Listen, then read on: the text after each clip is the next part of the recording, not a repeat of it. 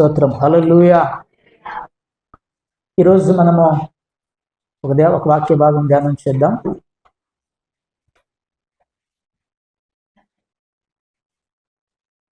చూడండి, ఈరోజు మన అంశం ఏంటంటే దేవుని రాజ్యము అనగా, దేవుని రాజ్యం అంటే ఏంటిది? దేవుని రాజ్యం, ఇంతకుముందు దేవుని రాజ్యం గురించి ఒక వర్తమానం చెప్పాం. ఆ దేవుని రాజ్యం గురించి ఒక వర్తమానంలో ఎవరు ప్రవేశిస్తారనేటువంటి దాని గురించి మనం ధ్యానం చేసినాం. అసలు ఈరోజు దేవుని రాజ్యం అంటే ఏంటిదో ధ్యానం చేద్దాం. చూడండి, రోమిలకు రాసిన పత్రిక 14వ అధ్యాయం 17వ వచనం. దేవుని రాజ్యము భోజనమును పానమును కాదు, కానీ నీతియు సమాధానమును పరిశుద్ధాత్మ యందలి ఆనందమునై ఉన్నది. ఆమేన్. రైట్. దేవుని రాజ్యము, దేవుని రాజ్యము జాగ్రత్తగా మనం చూస్తే చాలాసార్లు మనకి దీనికి కొన్ని పర్యాయ పదాలు మనకు కనపడతాయి. దేవుని రాజ్యము, క్రీస్తు రాజ్యము, పరలోక రాజ్యము, రకరకాల పేర్లతో ఆయా సందర్భాలను బట్టి ఈ యొక్క పదాన్ని వాడుతూ వచ్చారు బైబిల్లో. జాగ్రత్తగా మనం చూస్తే ఈ భూమి మీద దేవుని యొక్క రాజ్యము స్థాపించబడబోతూ ఉన్నది అనేటువంటిది మనం జాగ్రత్తగా నమ్మాలి, గ్రహించాలి. మీకు దానియేలు గ్రంథం మనం చూస్తే, దానియేలు గ్రంథము 2వ అధ్యాయము 32, 33 వచనాల కనుక మనం చూస్తే, అక్కడ దానియేలు గ్రంథంలో నెబుకద్నెజరు అనబడేటువంటి ఒక రాజుకి ఒక దర్శనము, ఒక కళ కనపడుతుంది. దానియేలు గ్రంథములో నెబుకద్నెజరు అనే ఒక గొప్ప మహారాజుకి ఒక దర్శనం, ఒక కళ కనపడినప్పుడు తన సంస్థానంలో ఉన్న వాళ్ళందరినీ పిలిచి, నాకు ఉన్నటువంటి దర్శనం, ఈ కళ, దీని భావం చెప్పాలని అడిగినప్పుడు ఎవరు చెప్పలేకపోతే అప్పుడు దానియేలు గారు ముందుకు వచ్చి ఆ కళ యొక్క భావమును, కళను ఆయన సవివరంగా తెలియజేయటం మనం చూస్తాం. చూడండి, ఆ కళ ఏమి కనపడిందో అక్కడ 32వ వచనం, దానియేలు గ్రంథము 2వ అధ్యాయం 32, 33 వచనాల్లో, ఆ ప్రతిమ యొక్క శిరస్సు మేలిమి బంగారమయము, దాని రొమ్మును భుజములను వెండివియు, దాని ఉదరమును ఇత్తడివియు, దాని మోకాళ్ళు ఇనుపవియు, ఒక భాగము ఇనుపదియు, ఒక భాగము మట్టిదినై ఉండెను. ఒక పెద్ద ప్రతిమ కనపడతా ఉన్నది. జాగ్రత్తగా ఉంది. ఒక పెద్ద ప్రతిమ కనపడుతుంది. ఆ ప్రతిమలో తల ఒక భాగము బంగారం, మేలిమి బంగారంతో కనపడుతుంది, రెండవది వెండితో కనపడుతుంది, భుజములు లేకపోతే ఆ యొక్క ఈ ప్రాంతము. ఆ తర్వాత ఇత్తడితో, ఈ బొమ్మలో ఉన్నట్టుగా మనకు కనపడుతున్నట్లుగా ఇత్తడితో కనపడుతున్నది మూడవది.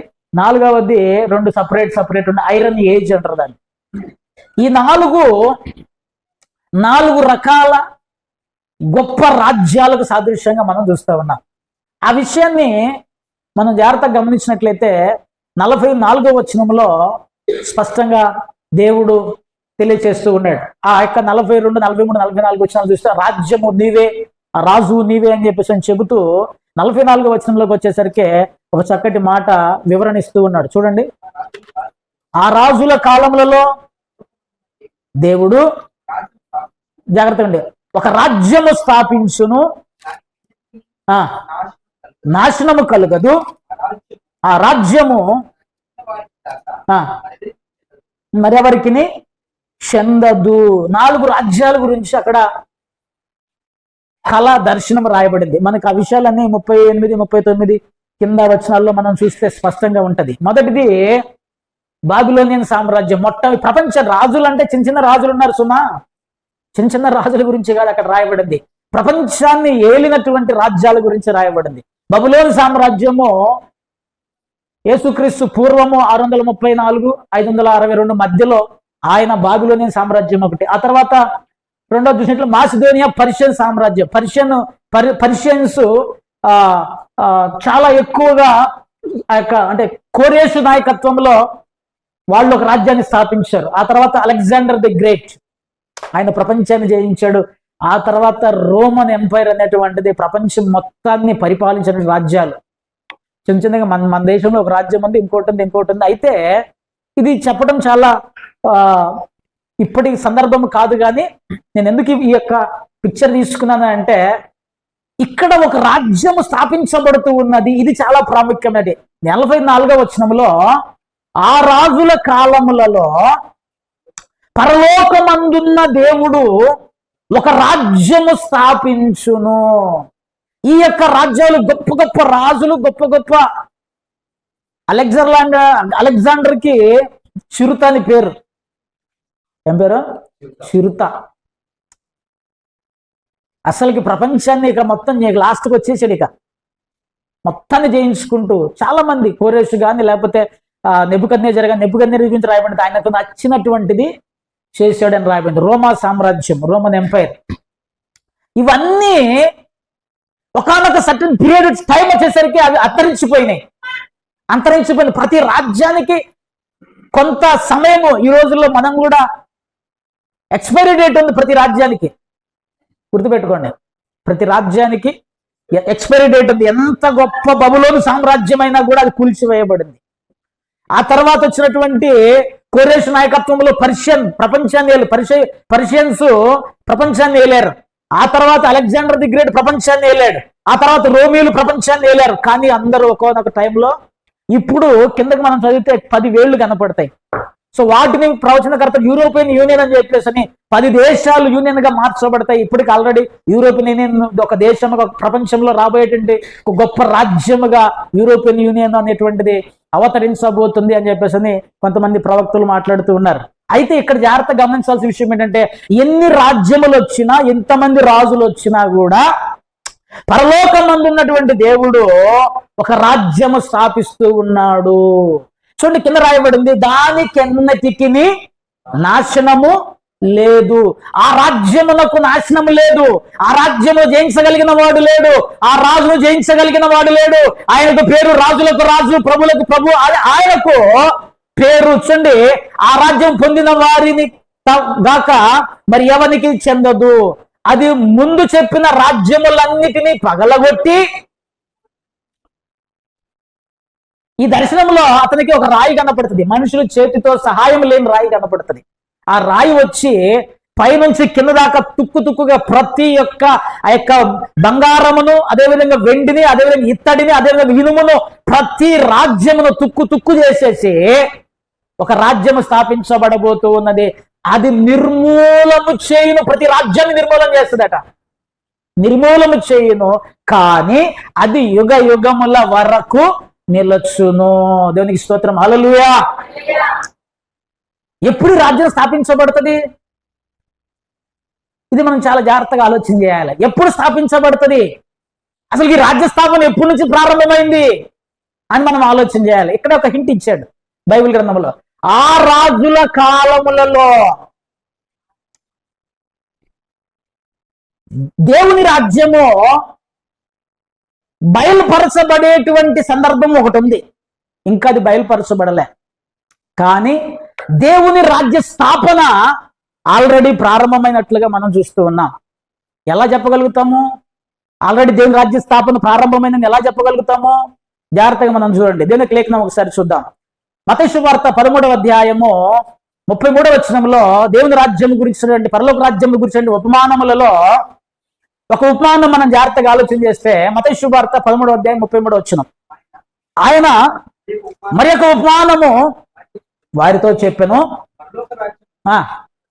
తీసుకుని పులిసి పొంగు వరకు పిండిలో దాచి పెట్టిన పుల్లని పిండిని పోలి ఉన్నది. పరలోక రాజ్యము దేన్ని పోలిందట? దాచిపెట్టిన పుల్లని పిండిని పోలి ఉన్నది. దేంట్లో దాచిపెట్టింది? పిండి లోపల. అది ఇంగ్లీష్లో పుల్లని పిండిని ఏమంటారు అంటే ఈస్ట్ అంటారు ఇంగ్లీష్లో. సింపుల్, మన భాషలో మనం చెప్పుకోవాలంటే, పెరుగు తోడేస్తారా? తోడేసేటప్పుడు ఏమేస్తారు? కొంచెం పాలల్లో కొద్దిగా, పెరుగులో కొద్దిగా పాలు పోస్తారా?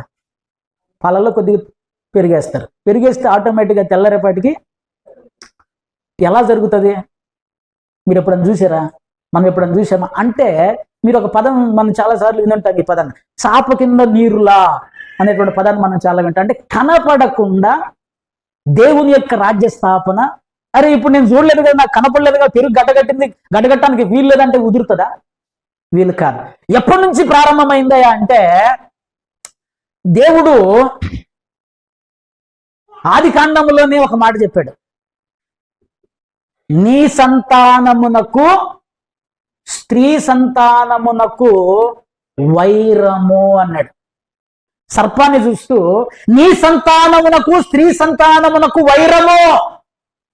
ఎప్పుడైతే మానవులు దేవుడు ఇచ్చిన అధికారమును పోగొట్టుకున్నారో, సాతానుకు అధికారము ఎప్పుడైతే బదలాయించబడిందో, అప్పటి నుంచే దేవుని రాజ్యం యొక్క పని ప్రారంభమవుతున్నట్లుగా మనం చూస్తూ ఉంటాం. జాగ్రత్తగా గమనించండి. ఎందుకంటే అక్కడ స్పష్టంగా మనం ఇందాక చదువుకునే భాగంలో దానియేలు భక్తుడు, ఆ రాజుల కాలములలో ప్రతి రాజ్యము, అంటే దేవుని యొక్క రాజ్య స్థాపన చిన్నంగా మనకు తెలియకుండా పులిసిన పిండి ఎట్లయితే గడ్డగడుతుందో, అట్లాగే పెరుగు ఎట్లయితే గడ్డగడుతుందో సాపు కింద నీరులాది అది ఆ యొక్క రాజ్య స్థాపన జరుగుతూనే ఉన్నది. ఒక రోజుకి దానిలో మనం ప్రవేశిస్తాం. అది ఒక రోజుకి ప్రత్యక్షంగా మనకు బయలుపరచబడబోతున్నది. ఇప్పుడు మనం దేవుని రాజ్య స్థాపనలో చాలా, అందుకని యేసుక్రీస్తు ప్రభు వారు కానీ శిష్యులు కానీ దేవుని రాజ్యము సమీపించి ఉన్నది, మారు మనసు పొందండి అని చెప్పేసి సువార్త ప్రకటిస్తూ వచ్చారు.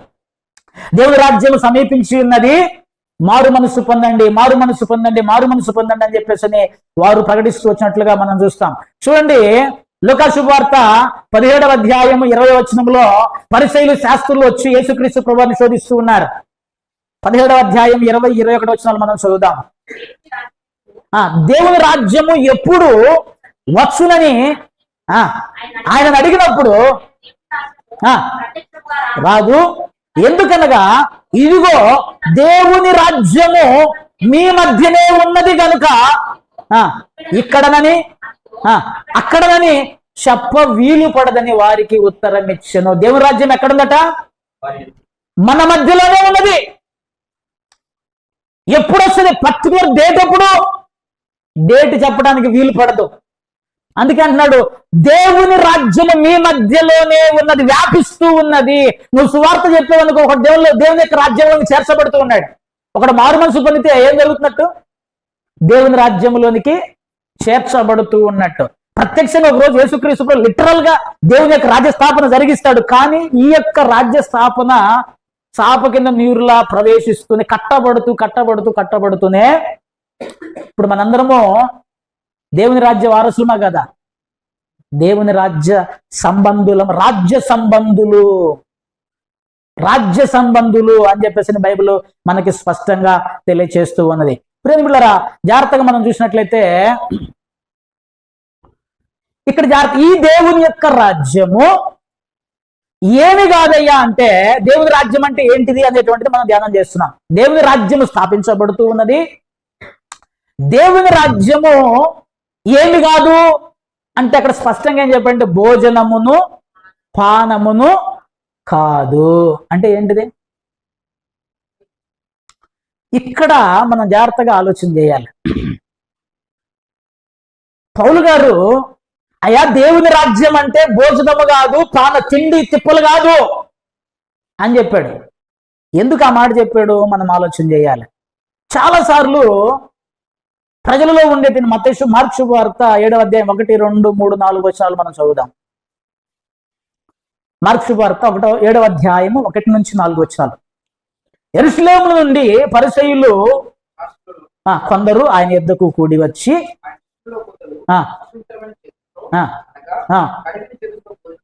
చూచిరి,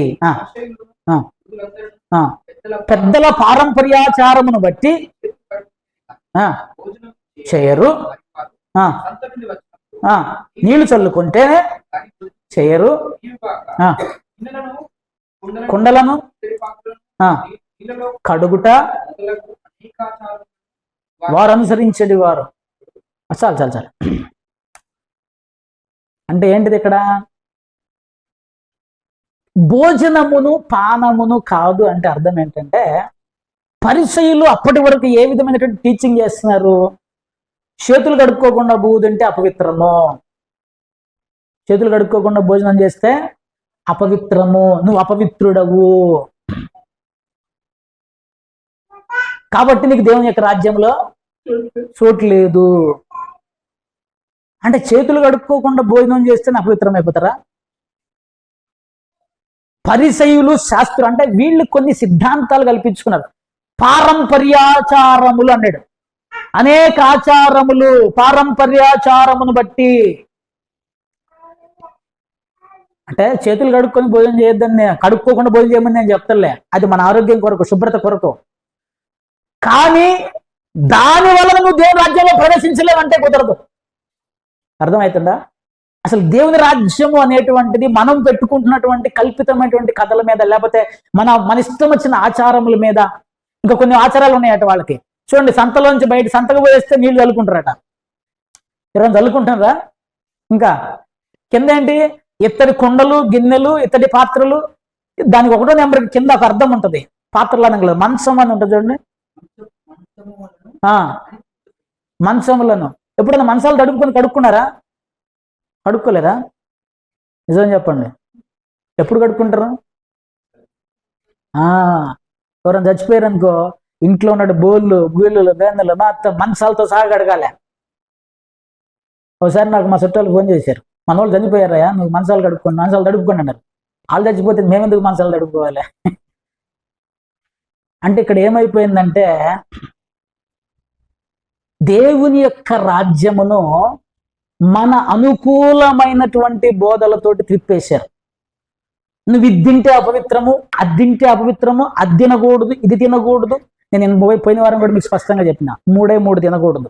రక్తం తినకూడదు, రెండవది గొంతె పిసిరి చంపింది తినకూడదు, మూడవది విగ్రహాలకు అర్పించిన దాన్ని తినకూడదు. కొంతమంది బోధ కూడా చేస్తున్నారు ఈ మధ్య, తినొచ్చు, నువ్వు షాపుకు పోతే షాపులో ఉన్నటువంటిది ఆడు పూజ చేస్తే నువ్వు వంటలేవా? ఒక డబ్బా ఒక ఆయన, పెద్ద మనిషి ఒక స్టేట్మెంట్ ఇచ్చాడు, షాపులో పోయినాడు పూజ చేస్తలేడా, ఎడకు పోయినాడు అది చేస్తలేడా, నువ్వు అక్కడ పోతే వాడు అది చేస్తలేడా, హోటల్కి పోతే హోటల్ పూజ చేస్తలేడా? అయ్యా, బైబిల్ ఏం చెప్తుందంటే, వాళ్ళందరూ చేసుకుంటున్నారు. నీ మనస్సాక్షి నిమిత్తము కటిక వాని దుకాణంలో కొనుక్కొచ్చుకొని తిను. విగ్రహాలు కనిపించింది కళ్ళ ముందు కనపడుతుంది కదా, కళ్ళ ముందు కనపడుతున్నా కూడా నువ్వు పోయి దాన్ని తీసుకొని తింటున్నావు అంటే నువ్వు దేవుని యొక్క వాక్యాన్ని, దేవుణ్ణి విరోధంగా నువ్వు పోతున్నావు. కటికోని దుకాణంలో పూజ చేసాడే, పూజ చేయలేదని చెప్పేసి అది ఆలోచన చేయమని చెప్పలే, అది తెచ్చుకొని తిను అని చెప్పేసి బైబిల్ స్పష్టంగా తెలియజేస్తుంది. అయితే ఇక్కడ ఎందుకని చాలా మంది భోజనం, నేను మీకు ఒక చిన్న ఎగ్జాంపుల్ చెప్తాను. ఇది తింటే అపవిత్రము, అది తింటే అపవిత్రము. మనము సౌత్ ఇండియన్స్ కాబట్టి మనకి ఎక్కువ ఏం తింటాం? సాంబారు, ఇడ్లీ. అసలుకి ఇంతకుముందు మనల్ని మద్రాసు వాళ్ళు అనేవాళ్ళు, ఇప్పుడు ఆంధ్ర వచ్చింది, ఆ తర్వాత తెలంగాణ వచ్చింది. అంతకుముందు మనం లేవనేవాళ్ళు తెలుసా? అందరిని కలిపి ఈ సౌత్ ఇండియా వాళ్ళందరినీ కలిపి మద్రాసీలు అనేవాళ్ళు. ఒకటే ముచ్చట. మద్రాసు అంటే ఏంటో తెలుసా? ఇడ్లీ సాంబార్ స్టేజ్ మీద. అంటే మద్రాసు అనేటువంటి దానికి, మద్రాసీలు అనేటువంటి దానికి అర్థం ఏంటంటే వీళ్ళు ఎక్కువ ఇడ్లీ సాంబార్ తింటారు. ఇక నార్త్ వాళ్ళు ఏం తింటారు? చపాతీ, రోటీ, ఆలు. ఆఫ్రికా వాడు ఏం తింటాడు? వాడికి ఏ ఫుడ్ దొరికితే వాడు ఎక్కువ కప్ప అని ఒకటి ఉంటుంది. మీరు జాగ్రత్తగా, ఇది కేరళలో కప్ప అని ఒక చిన్న దుంప ఉంటుంది, తెల్లగా ఉంటుంది. అది వాళ్ళు ఎక్కువ కప్ప అనేటువంటి దుంపని పిండి చేసి దాంతో వంటలు చేస్తారు. దాని పేరే కప్ప. గిరిజనులు ఉన్నారు, అడవుల్లో తిరిగేటువంటి వాళ్ళు, కోయోళ్ళు, వాళ్ళు ఏం తింటారు? వాడికి ఏది దొరికితే అది తింటాడు. వాడు తినని అడవి ఏది దొరుకుతుంది. రకరకాల, అంటే వాళ్ళ పెరిగిన వాతావరణము, వాళ్ళు ఉన్నటువంటి పరిస్థితి, వాళ్ళు ఉన్నటువంటి జీవన విధానాన్ని బట్టి వాడు ఆహారం తీసుకుంటాడు.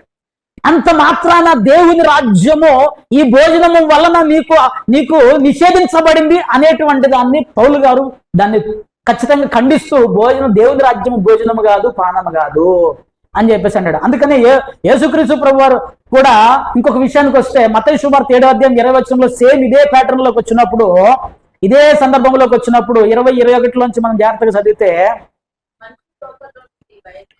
బయలు వెళ్ళునది అపవిత్రపరుచును, లోపల నుండి అనగా హృదయములో నుండి దురాలోచన, జారత్వము, దొంగతనము, నరహత్య, వ్యభిచారములు, లోభములు, చెడుతనములు, కృత్రిమము, కామ వికారము, మత్సరము, దేవదూషణ, అహంభావం, అవివేకము వచ్చును. ఈ చెడ్డవన్నీ లోపలి నుండి బయలు వెళ్ళి మనిషిని అపవిత్రపరచునని ఆయన చెప్పిన. జాగ్రత్తగా గమనించండి. ఇక్కడ యేసుక్రీస్తు ప్రభు వారి యొక్క టీచింగ్ ఏంటంటే, బయటి నుండి లోపలికి వెళ్ళున్నది. నువ్వు చికెన్ తిను, మటన్ తిను, పప్పు తిను, సాంబార్ తిను, ఈ రోజు తింటే రేపు పొద్దుటికి నీకు మిషన్ బాగుంటే రేపు పొద్దుటికల్లా అవుట్. ఇది నిన్ను అపవిత్రపరచదు. లోపలి నుంచి బయటికి వచ్చేటువంటివి ఏమొస్తాయి? లోపల నుంచి ఆలోచన, దురాలోచనలు. వీడిని నాశనం చేయాలి. ఇక అవన్నీ ఎక్స్ప్లెయిన్ చేస్తే గంట పడుతుంది. లోపల నుంచి వచ్చేటువంటి చెడు స్వభావము, నరహత్య, వ్యభిచారము, లోభము, చెడుతనము, కృత్రిమము, కామ వికారములు, మత్సరము, కుళ్ళు, దేవదూషణ, అహంభావము, అవివేకం, ఇవన్నీ లోపల నుంచి బయటకు వస్తాయి. ఇవి ఉన్నవాడు దేవుని రాజ్యంలో ప్రవేశించడు. అర్థమవుతుందా? ఇవి కలిగిన వాడు దేవుని రాజ్యంలో ప్రవేశించటము అసంభవము. మనం జాగ్రత్తగా ఆలోచన చేయాలి. ప్రియని పిల్లరా, మనము ఇంత చెడు లోపల పెట్టుకొని నేను ఎదుటి వాడిని చూసి, అందుకనే పరిశీలి శాస్త్రులు ప్రభు యేసుక్రీస్తు వారు, అయ్యో వేషధారులారా, దేవుని రాజ్యము భోజనమును పానమును కాదు. నీ మనసాక్షిని బట్టి నీకు ఏ దినం ఎదుగుతా అయితే తిను, దానివల్ల నువ్వు అపవిత్రుడుగా మార్చబడవు. కానీ నువ్వు నీ హృదయంలో ఉన్నటువంటిది ఏదైతే చెడుతనం ఉంటుందో, ఈ చెడు వ్యసనాలన్నీ నీ హృదయంలో ఉంటే ఖచ్చితంగా నువ్వు నేను దేవుని రాజ్యానికి పాత్రులము కాదు. హల్లెలూయా. దేవుని స్తోత్రం చెప్పండి. హల్లెలూయా. రైట్. సో దేవుని రాజ్యం తిండికి సంబంధించింది కాదు. మరి దేనికి సంబంధించిన దేవుని రాజ్యం అంటే? మళ్ళా చదవండి 14-17.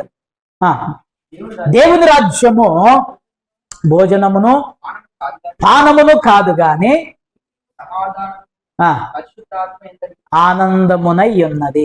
కొరింథీయులకు రాసిన మొదటి పత్రిక 8:8 కూడా చదవండి ఒకసారి. కొరింథీయులకు రాసిన మొదటి పత్రిక 8:8 ఒక చక్కటి మాట రాయబడింది. భోజనమును బట్టి ఆగండి. హల్లెలూయా. మీరంతా శాకాహారులు అనుకోండి. అబ్బా, నా బిడ్డలు శాకాహారులు అని చెప్పేసి దేవుడు మిమ్మల్ని మెచ్చుకుంటాడా? మీరందరూ నాన్ వెజ్ ప్రియులు అనుకోండి. అబ్బా, మా వాళ్ళు మస్తు చికెన్ మటన్లు తిన్నారని చెప్పేసి మెచ్చుకుంటాడా? మరి దేన్ని బట్టి మెప్పు పొందుతాం దేవుని దగ్గర? క్యారెక్టర్ని బట్టి, భక్తిని బట్టి. దేవుని ఎదుట భోజనమును బట్టి మనకు మెప్పు రాదు. దేవుడు ఎప్పుడు మెచ్చుకుంటాడు? ఇక్కడ దాకా ఉన్నప్పుడు మెచ్చుకుంటాడా? ఇక్కడ దాకా మంచిగా బేవ్ అన్నిటి మెచ్చుకుంటాడా? ఎట్లా మెచ్చుకుంటాడు రాయబడిన చూడండి. అందుకని నాకు రాయబడిన మాట, దేవుని రాజ్యము భోజనమును పానమును కాదు కానీ ఏంటిదంటే దేవుని రాజ్యం అంటే నీతిగా ఉంటే మెచ్చుకుంటాడు. నువ్వు ఏమి పెట్టకపోయినా, దేవునికి ఏమి తీసుకురాకపోయినా, దేవునికి నువ్వు నీతిగా బ్రతుకు, ఖచ్చితంగా నిన్ను మెచ్చుకుంటాడు. నీ జీవితంలో నీ దగ్గర ఏమి లేదు దేవునికి అర్పించడానికి, నిన్ను నువ్వు అర్పించుకొని చూడు, ఖచ్చితంగా నిన్ను దేవుడు మెచ్చుకుంటాడు. నీతి దేవునికి కావాల్సింది. నీతి చూడండి, ఇక్కడ నీతి గురించి మనం కొన్ని విషయాలు మనం ధ్యానం చేస్తే బైబిల్ స్పష్టంగా ఈ లోకంలో 2 రకాల నీతి ఉంది. 2 రకాల నీతి పౌలు గారు అంటున్నాడు. చూడండి, రోమీయులకు రాసిన పత్రిక 3వ అధ్యాయము 20-21 వచనాలు చదవండి.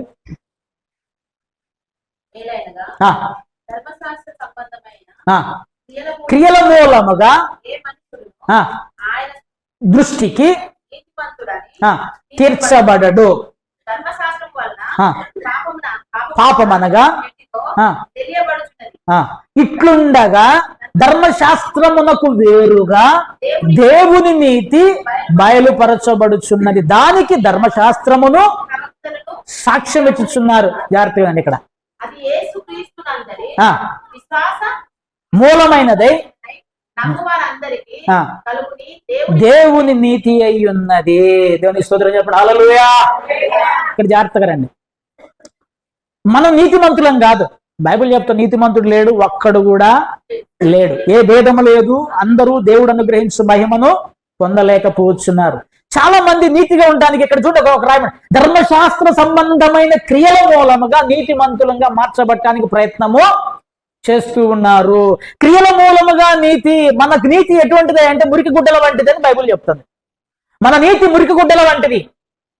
ఇక్కడ క్రియల మూలముగా ఎవడు నీతిమంతుడిగా మార్చబడడు, విశ్వాస మూలముగా నీతిమంతుడిగా మార్చబడతాడు. కనుక ధర్మశాస్త్రము నాకు వేరుగా, ఈ అన్ని ధర్మశాస్త్రం క్రియలు చెబుతుంది, ఈ క్రియల వలన ఎవడు నీతిమంతుడిగా మార్చబడలేడు. అయితే ఈ ధర్మశాస్త్రానికి వేరుగా దేవుని నీతి బయలుపరచబడుతూ ఉన్నది. దానికి ధర్మశాస్త్రం కూడా ఒప్పుకుంటుందట.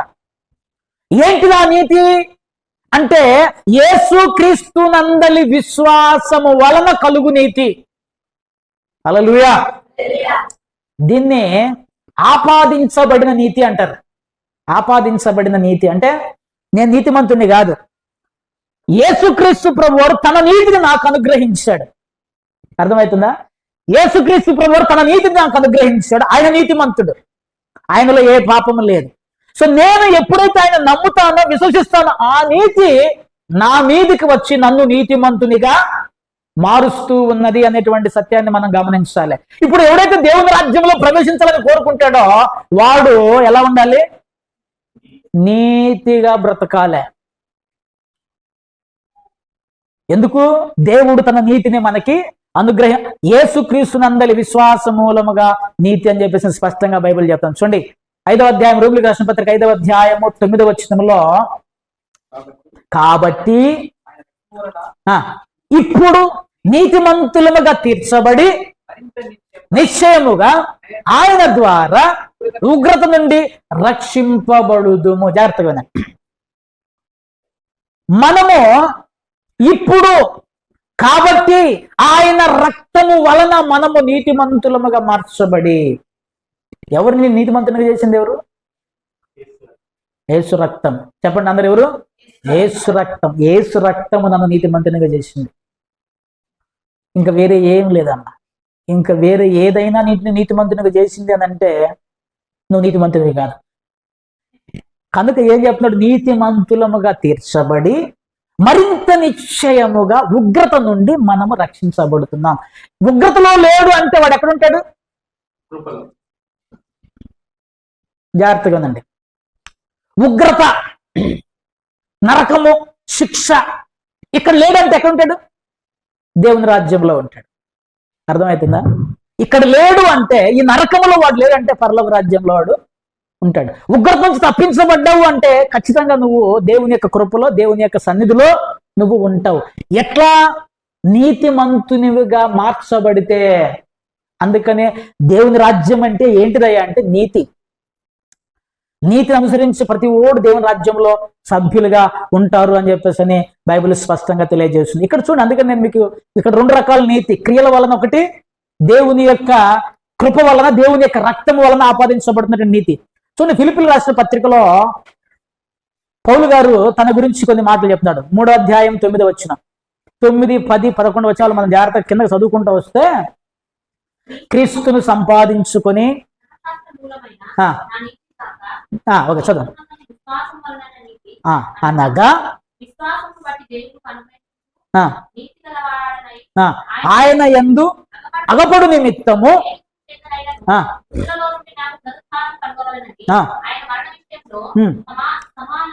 అనుభవము గలవాడనై ఎరుగు నిమిత్తము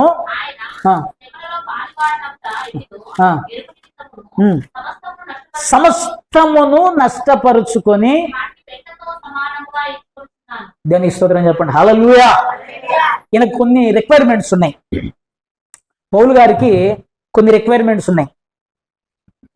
ఏంటి ఆ రిక్వైర్మెంట్స్? మనం చాలాసార్లు లాజిక్లు తీసి మాట్లాడుతుంటాం చూడండి. అట్లా అన్నావు కనుక ఇట్లా చేసిన, దానికి ఇది ఆన్సర్, దానికి ఇది ఆన్సర్ అని మనం చాలా లాజిక్లు చెప్తుంటాం. ఈయన కూడా తన జీవితంలో కొన్ని కారణాలను చెప్తున్నాడు. జాగ్రత్తగా గమనించండి. క్రీస్తును సంపాదించుకొని ధర్మశాస్త్ర సంబంధమైన నా నీతిని కాక. ఇక్కడ ఒక నీతి ఉంది, ధర్మశాస్త్రంతో కూడినటువంటి నీతి. ఆ నీతి పరలోకం తీసుకపోదు. ఆ నీతి దేవుని రాజ్యంలోనికి మనల్ని వారసులుగా చేయదు. ఆ నీతిని గాక క్రీస్తునందలి విశ్వాసము వలననైన నీతి, యేసును నమ్మటం వలన నాకు కలిగినటువంటి నీతి, అనగా విశ్వాసమును బట్టి దేవుడు అనుగ్రహించు నీతి గలవాడనై ఆయన యందు అగపడు నిమిత్తము. నేను దేవుని ఎదుట నిలవబడ్డప్పుడు యేసుక్రీస్తు ప్రభువారిని విశ్వసించటం వలన, యేసుక్రీస్తు ప్రభువారి రక్తంలో కడగబడటం వలన, యేసుక్రీస్తు ప్రభువారికి ఉన్నటువంటి నీతి నేను ధరించుకొని నేను దేవుని ఎదుట నేను అగపడుతున్నాను. అగపడు నిమిత్తము ఒక కారణం. నెంబర్ 1, ఆయన ఏం కోరుకుంటున్నాడు? నేను దేవుని ఎదుట విశ్వాసముతో నిలబడ్డప్పుడు నా నీతి కనపడాలి, యేసుక్రీస్తు వలన నా నీతి ఆయనకు బయలుపరచబడాలి అన్నాడు. రెండవది ఏం కోరుకుంటున్నాడు? ఏ విధము చేతనైనను మృతులలో నుండి నాకు పునరుద్ధానము కలగవలెనని. రెండవ కోరిక ఏంటిది? నాకు ఏమన్నా కానీ భూమి కింద పడనే భూమి పైకి పడనే నాకు సంబంధం లేదు, నేను మాత్రం యేసుక్రీస్తు ప్రభువారి రాకడలో నేను తిరిగి లేగవాలి, నేను మృతుల పునరుద్ధానము నాకు కావాలి, మరణ విషయంలో సమానుభవము గలవాడనవ్వాలి. ఎవరి మరణ విషయంలో? ఆయన మరణము విషయంలో నాకు సమానమైన అనుభవము. హల్లెలూయా, హల్లెలూయా.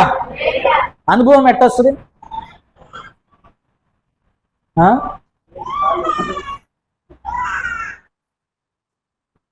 మరి అనుభవం ఎట్టొస్తుంది?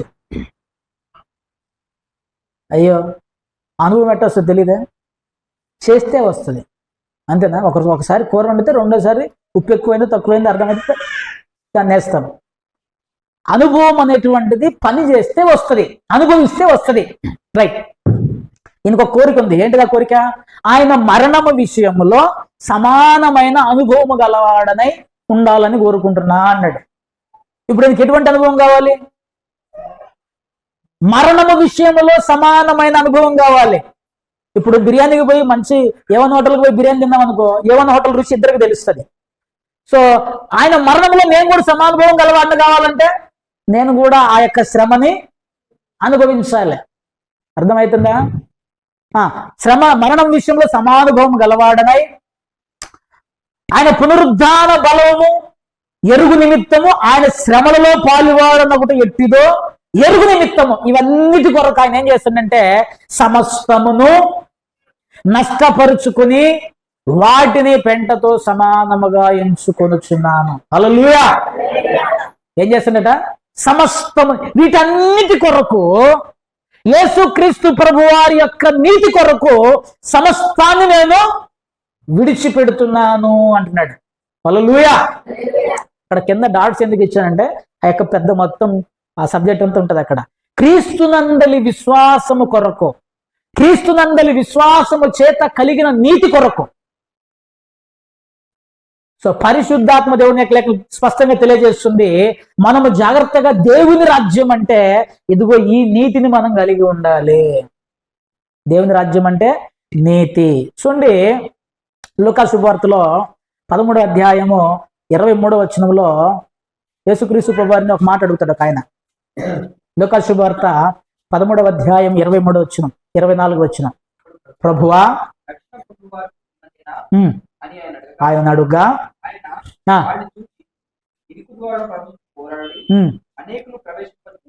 కానీ జాగ్రత్తగా రండి. అసలుకి అతను అడిగిన క్వశ్చన్ ఏంటిది? రక్షణ పొందువారు కొద్ది మందేనా? రక్షణ పొందువారు కొద్ది మందేనా అంటే ఏం చెప్పాలి? లేదు బాబు అందరు రక్షణ పొందుతారని చెప్పాలి. ఆన్సర్ ఏంటిది? ఆన్సర్ ఏం చెప్పాలి? అందరూ పొందుతారని చెప్పాలి, లేదంటే కొద్ది మంది అవుతారని అన్న చెప్పాలి. యేసుక్రీస్తు ప్రభు ఆ క్వశ్చన్కి ఆన్సర్ డిఫరెంట్గా చెప్పాడు. జాగ్రత్తగా చూడండి. రక్షణ పొందువారు కొద్ది మందేనా అంటే మీరు ఈ ఇరుకు ద్వారం అనేటువంటిది మీరు గూగుల్లో కానీ ఎక్కడన్నా కానీ మ్యాప్ కొట్టి చూస్తే విశాల ద్వారం, ఇరుకు ద్వారం అని మనం కొట్టి చూస్తే ఈ విశాల ద్వారం చివరికి ఎక్కడికి పోతుంది? నరకానికి పోతుంది. ఇరుకు ద్వారం చివరికి ఎక్కడికి పోతుంది? పరలోక రాజ్యానికి పోతుంది. ఇప్పుడు ఆయన అడిగిన క్వశ్చన్ రక్షణ పొందువారు అనగా దేవుని రాజ్యంలో ప్రవేశించేటువంటి వారు ఎంతమంది అని అడిగితే యేసుక్రీస్తు ప్రభువు చెప్పండి, ఇరుకు ద్వారమున ప్రవేశింప పోరాడుడే. హల్లెలూయా. అందుకని పౌలు గారు పైన ఈ నీతి కొరకు, ఈ రాజ్యము కొరకు, ఈ యొక్క దేవుని సంధిలో ఉండటం కొరకు సమస్తాన్ని నష్టపరుచుకుంటున్నా. ఇరుకు ద్వారం అంటే అదే. ఇరుకు ద్వారం అంటే ఏంటిది? దేవుని కొరకు ఎక్కడ పడితే అక్కడ రాజీ కావాల్సి వస్తుంది. దేవుని కొరకు ప్రతి దాంట్లో ఓర్చుకోవాల్సి వస్తుంది. దేవుని కొరకు అన్ని పోగొట్టుకోవాల్సి వస్తుంది. దేవుని కొరకు ఆదాయం పోగొట్టుకోవాలి, దేవుని కొరకు సమయాన్ని పోగొట్టుకోవాలి, దేవుని కొరకు అవసరమైతే సమస్తాన్ని విడిచిపెట్టి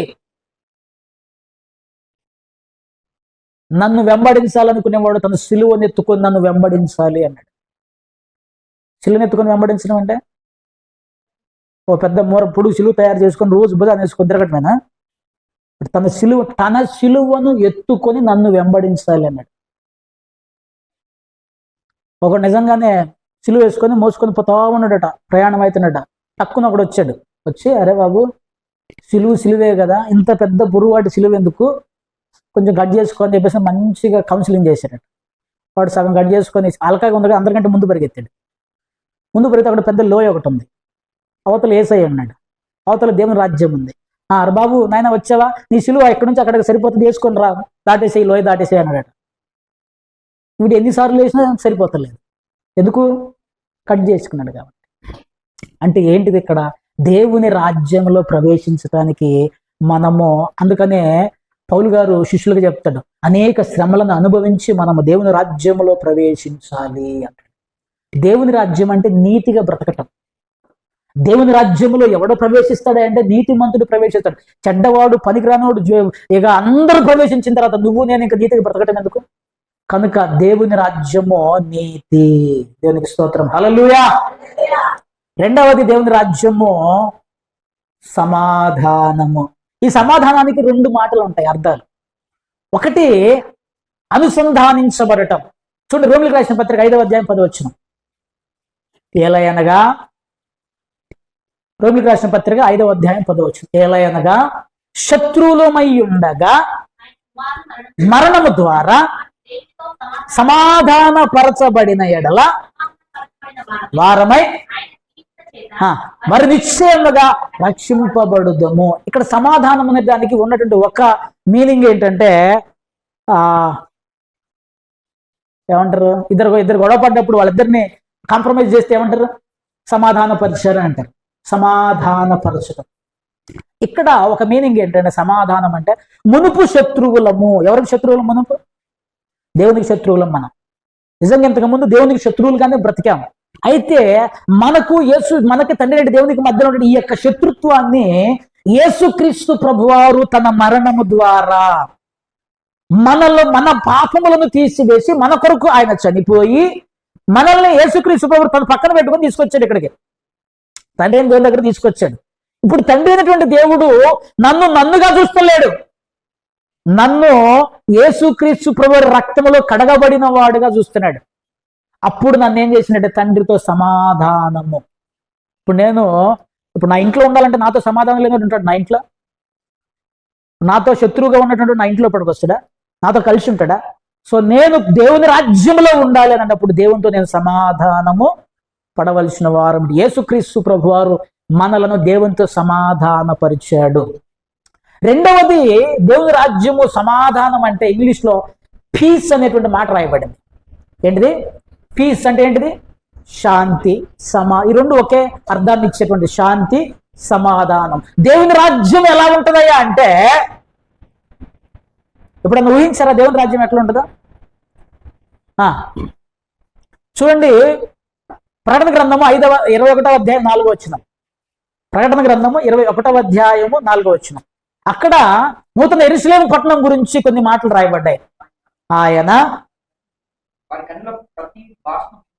తుడిచివేయును,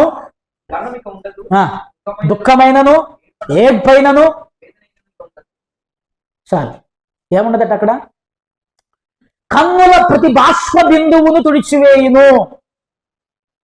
హల్లెలూయా. ఎందుకు చేస్తాడట? దేవుని రాజ్యంలో ఏముండదు నీకు? కన్నుల బాష్ప బిందువులు అంటే ఏంటి? కన్నీళ్ళు ఎందుకు వస్తాయి? ఏడిస్తే వస్తాయి. వేదన, ఏడుపు, దుఃఖము. సమాధానము. దేవుని రాజ్యంలో నువ్వు ఏడిసిన తర్వాత దేవుని రాజ్యంలో ఉపయోగం ఉంది ఇంకా? అర్థమవుతుందా? ఈ భూమి మీద ఎన్ని ఏడుపులన్నీ ఆడవచ్చు మనం. దేవుని రాజ్యం కొరకు ఎంత శ్రమ అయినా పడవచ్చు. దేవుని రాజ్యంలో పోయిన తర్వాత నీకు శ్రమ అనేటువంటిది నెమ్మది అందుకనే లాజరు గురించి అబ్రహాము గారు ఏమన్నాడు? అతడు ఇక్కడ నెమ్మది పొందుచున్నాడు అన్నాడు. ఏమన్నాడు? నెమ్మది పొందుచున్నాడు. ఆ నెమ్మదికరమైన స్థలము. దేవుని రాజ్యం అంటే సమాధానము. అక్కడ ఈ మరణం ఉండదు, దుఃఖం ఉండదు, ఏడ్పు ఉండదు, వేదన ఇక ఉండదు. ఇక చూడండి ఇక ఎట్లుంటుందో. అరే ఇటువంటిది నాకు కూడా దొరికితే బాగుండు. దొరుకుతుంది ఎప్పుడు? మనం నీతిగా యథార్థంగా ప్రభు కొరకు మనము జీవించినప్పుడు. వీళ్ళ చాలా సార్లు మనము సమాధానం ఇక్కడ మనకి ఒక్కొక్కరిని మీరు టచ్ చేసి చూడండి, ఒక్కొక్కరి జీవితాలను టచ్ చేసి చూడండి. ఒక్కొక్కళ్ళకి వందల రకాల శ్రమలు చెప్తారు. అది ఉంది, ఇది ఉంది, అది ఉంది. డబ్బే కాదు, ఎన్నో శ్రమలు, కష్టాలు, ఏడ్పులు, పిల్లలు లేకపోతే ఇంకోటి ఇవన్నీ మర్చిపోతామండి అక్కడ. ఇవన్నీ ఉండవు మనకి. ఒకటి ఆయన ముఖ దర్శనము చేస్తూ ఆయన మనము స్తుతించేటువంటి వారముగా, ఆనందించేటువంటి వారముగా, ఆయనతో సంతోషించేటువంటి వారముగా ఉంటాం. ఆ రాజ్యములో చేరటం కొరకు పౌలు గారు సమస్తాన్ని పోగొట్టుకుంటున్నా అంటున్నాడు. సో మనము కూడా దేవుని కొరకు నిలబడి ఆ రాజ్యములో మనం చేరేటువంటి వారముగా ఉండాలి. నాలుగవది ఏం చెప్తున్నాడంటే నీతి, సమాధానము, పరిశుద్ధాత్మ యందలి ఆనందము. నీకు స్తోత్రం చెప్పండి. హల్లెలూయా. పరిశుద్ధాత్మ దేవుడు ఆనందం ఇస్తాడా? ఖచ్చితంగా దేవుని యొక్క సన్నిధిలో. మీకు ఒక చిన్న ఎగ్జాంపుల్ చెప్తా, చాలా చెప్పొచ్చు. మీరు దేవుని యొక్క ఆత్మ చేత నడిపించబడుతూ ఉంటే పరిస్థితులకు అతీతమైనటువంటి ఆనందాన్ని పొందుతారు మీరు. హల్లెలూయా. పరిస్థితులకు అతీతమైనటువంటి ఆనందం అంటే ఏంటిది? ఒకళ్ళు మిమ్మల్ని లోపలేసి బాగా కొట్టారు అనుకోండి, మీరు ఎట్లా ఫీల్ అవుతారు? బాగా కొట్టిరు అనుకోండి, ఇక బాగా దుఃఖపడతారు, బాధపడతారు. అన్న ఇక ఇట్లా కష్టం వచ్చింది, ఇట్లా వేదన వచ్చింది అని చెప్పేసి మాట్లాడుకుంటాం, చెప్పుకుంటాం. కొన్ని రోజులు ఇంకొద్దిగా ఎక్కువ అలిగే వాళ్ళు అయితే ఒక పూట భోజనం చేయకుండా మానేస్తాం, ఎంతో వేదన పడతాం. కానీ వీళ్ళు చూడండి, పరిశుద్ధాత్మతో అపోస్తుల కార్యం 5వ అధ్యాయం 41 వచ్చింది కదండి. అపోస్తుల కార్యం 5వ అధ్యాయం 41 వచ్చింది. ఆ నామము కొరకు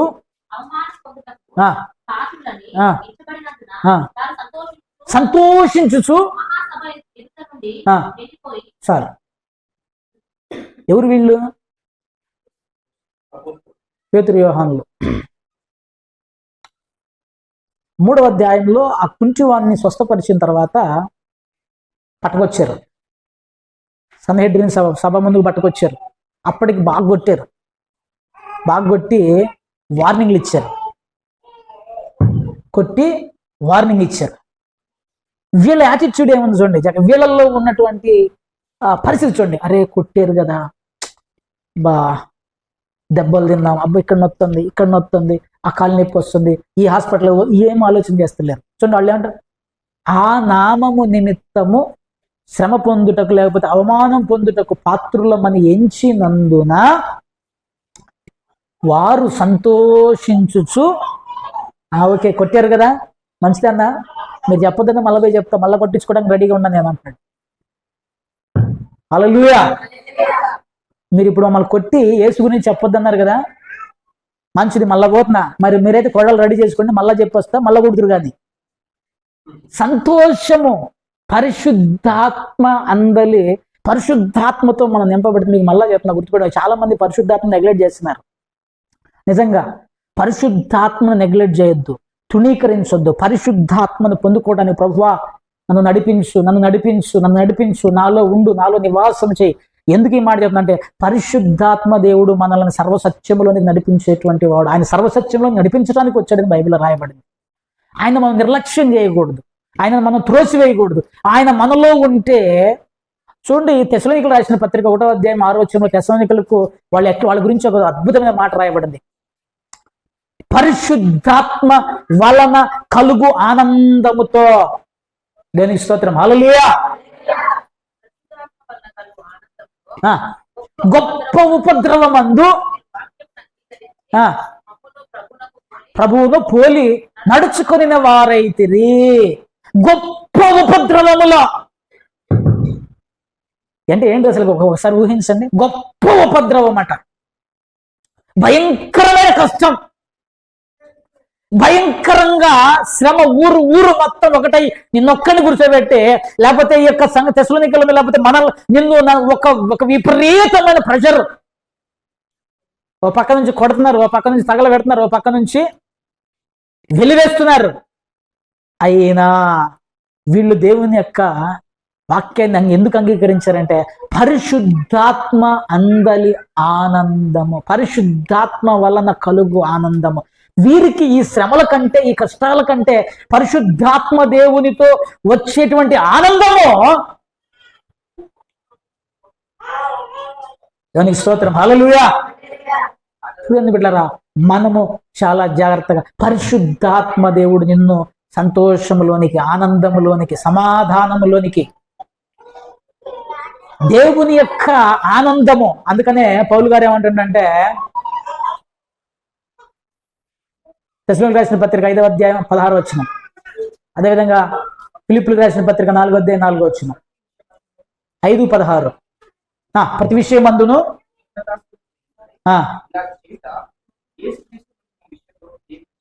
పదిహేను కూడా చదవండి. చేయకుండా చూచుకొనడి,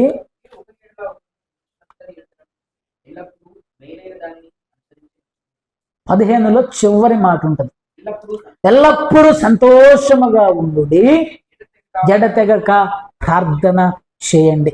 ఎల్లప్పుడూ అంటే ఏంటిది అర్థం?